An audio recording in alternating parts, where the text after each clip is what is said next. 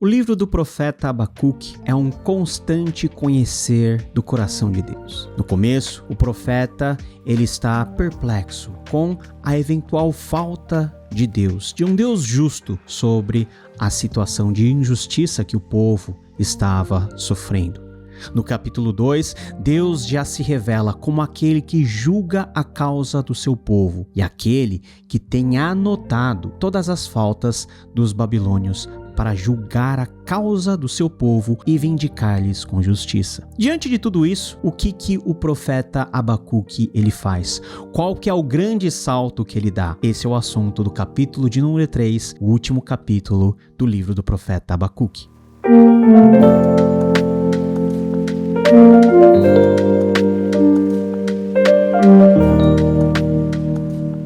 O capítulo 3 de Abacuque é conhecido como a canção de Abacuque. Na verdade, em sua forma, nós temos um texto muito parecido com muitos salmos.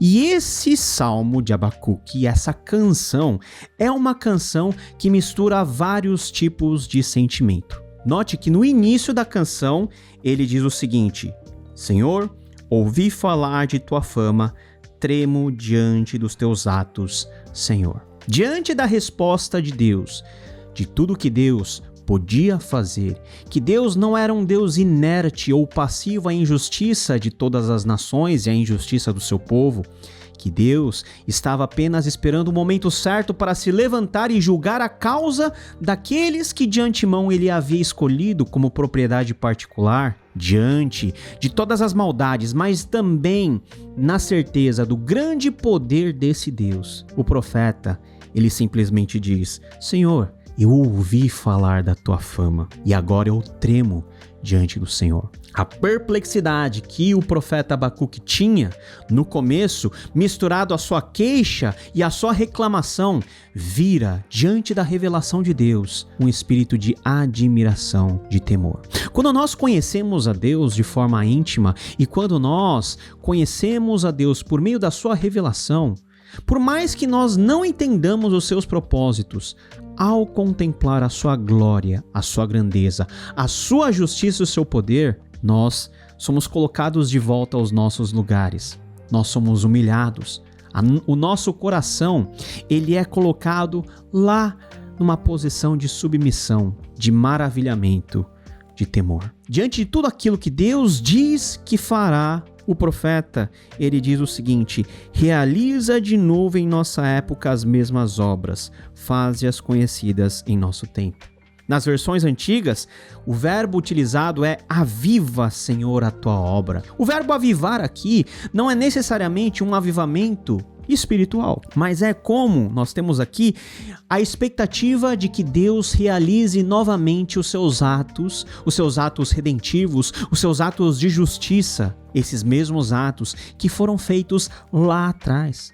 E a partir desse verso até o final, nós vemos referências das ações pontuais de Deus na história do povo de Israel, desde a saída do Egito, passando por Josué, passando pelos juízes. O grande poder de Deus sobre os povos, como as pestes e as pragas seguem o Senhor como instrumentos de seu juízo, como as águas obedecem o seu poder, como o sol e a lua, eles são fiéis aos desígnios do Senhor e se movem conforme a sua vontade. Como os montes, eles são derretidos e como todo o cosmo, ele ressoa, reverbera a grandeza desse Deus, que é um Deus justo. Diante da grandeza desse Deus, o profeta ele ganha a confiança de que os seus adversários, de que os babilônios, de que a injustiça feita por um povo tão violento não é páreo, não está à altura da força e do poder que Deus tem para julgar e para reestabelecer a justiça em toda a terra. Diante do fato de Deus ser tão grandioso, perfeito em seus desígnios, o profeta diz no versículo 13: saíste para salvar o teu povo, para libertar o teu ungido, esmagaste o líder da nação ímpia, tu o desnudaste da cabeça aos pés. Lembra que no começo do livro, o profeta ele está muito cético com relação à execução da justiça divina sobre o povo de Deus. Mas agora, depois de conhecer a Deus mais profundamente, ele ganha a certeza e a fé de que Deus, ele não abandona o seu povo.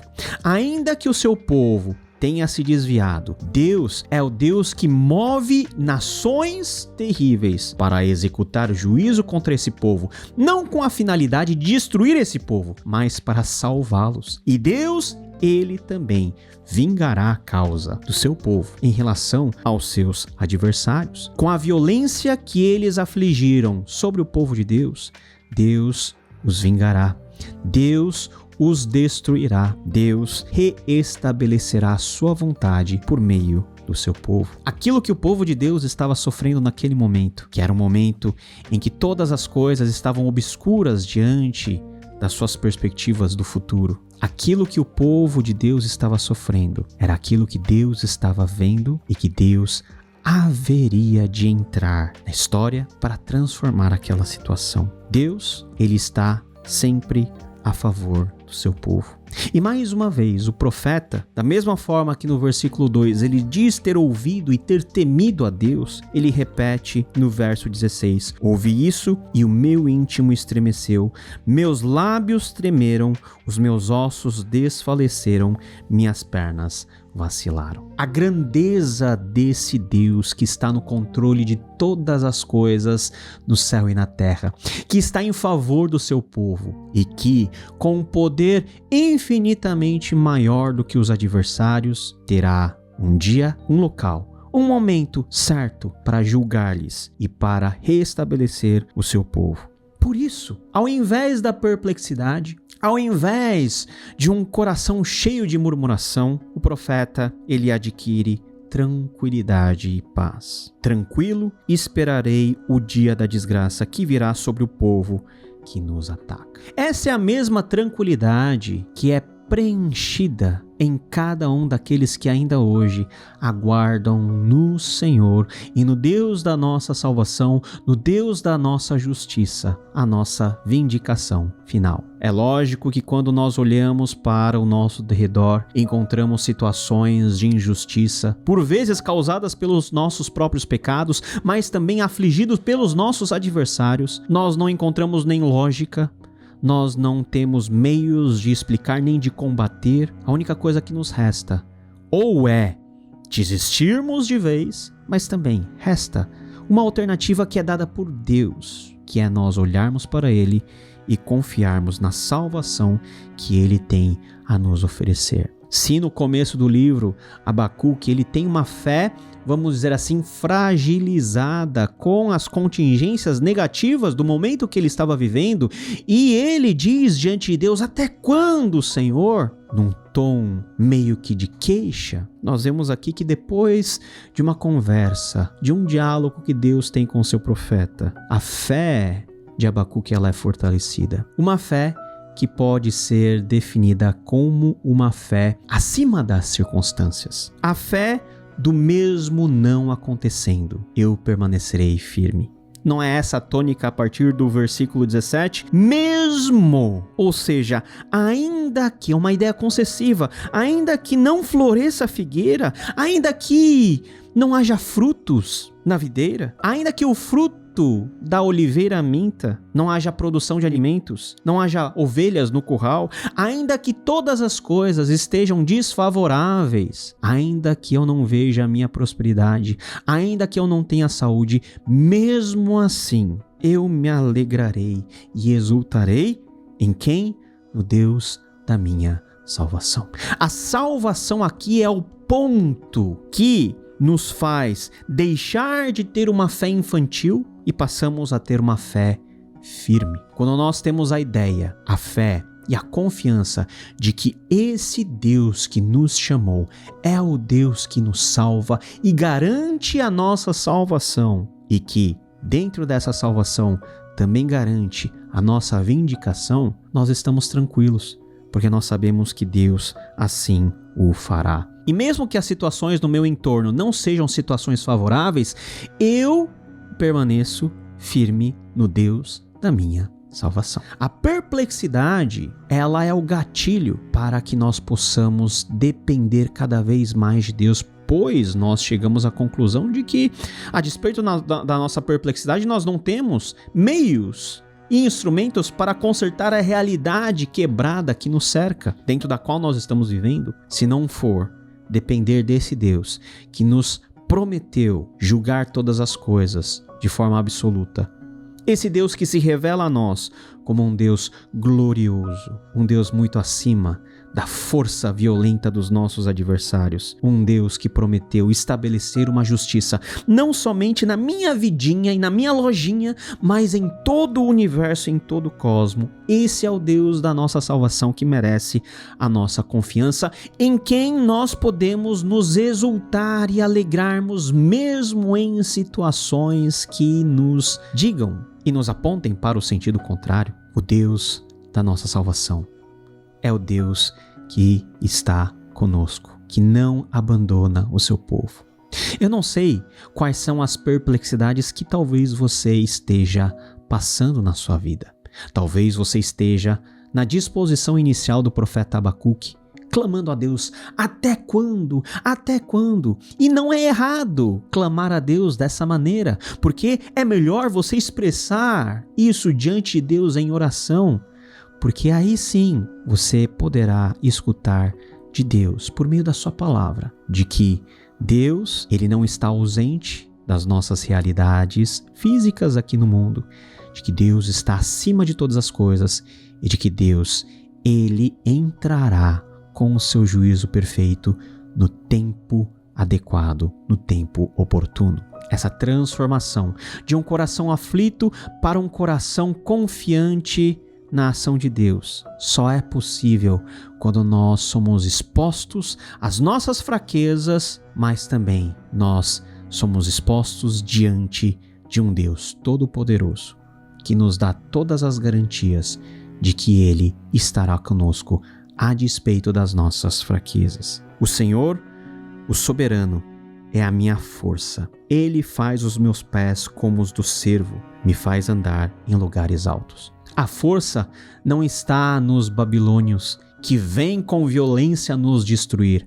Ainda que haja essa destruição, nós não temeremos, porque a nossa confiança não está nas coisas que nos circundam, mas está no Deus que é a nossa fortaleza, o Deus da nossa salvação. E por isso, nós podemos estar tranquilos. Como um cervo que tem os seus passos leves, nós podemos ter o nosso coração pacificado. Nós podemos andar de forma digna, com a cabeça erguida, com a certeza de que Deus, ele não nos abandona. Uma vez perguntaram para o Christopher Wright o seguinte: olha, você pode me explicar esse negócio do porquê existe o mal? E ele respondeu o seguinte: olha, eu não sei por que o mal existe. Eu não sei. Isso está na conta da soberania de Deus. Mas uma coisa eu tenho a certeza absoluta: que Deus um dia acabará com o mal e que ele colocará os pingos nos is e restabelecerá toda a ordem. Essa fé nos basta para vencermos os momentos de perplexidade. Isso não quer dizer que nós não tenhamos que expressar a nossa perplexidade diante da injustiça, mas nunca com o desespero daquele que acha que não haverá remédio para a situação que estamos vivendo. Há remédio, há solução, e essa solução só pode ser encontrada em Deus, o Deus da nossa salvação, o Deus que é a nossa força. Ó Deus, realiza de novo em nossa época as mesmas obras que o Senhor fez no passado, as mesmas obras que o Senhor fez com Moisés, nos Juízes, com Josué, faz hoje, para que o nosso coração fique tranquilo na certeza de que o Deus de ontem é o Deus de hoje e continuará sendo até o fim.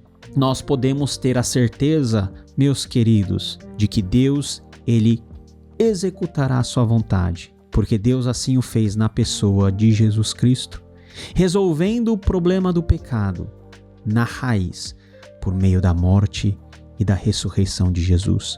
Quando nós entregamos a nossa vida a Ele, todo o problema da ira e do juízo de Deus são solucionados, porque Porque Jesus, ele pagou a ira do pecado em nosso lugar para que nós pudéssemos ter perdão.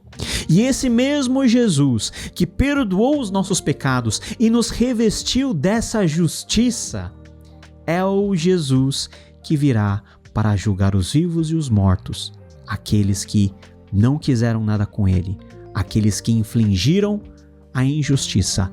Ele um dia virá.